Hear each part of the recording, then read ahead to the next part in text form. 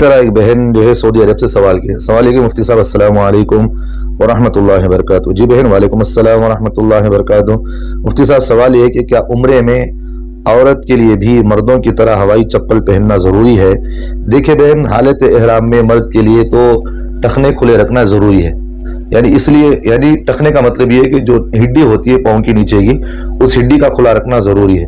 اس لیے مرد کے لیے تو خفین پہننا، اسی طرح موزے پہننا، اس لیے پہننا منع ہے، اس لیے وہ ٹخنے کھلے رکھتا ہے اور اس لیے وہ ہوائی چپل وغیرہ پہنتا ہے۔ عورت کے لیے اس کا برعکس ہے، یعنی عورت جو ہے وہ اپنے ٹخنے کو چھپا کر رکھے گی، چاہے تو وہ خفین یا موزے یا جوتے جو بھی چاہے پہن سکتی ہے۔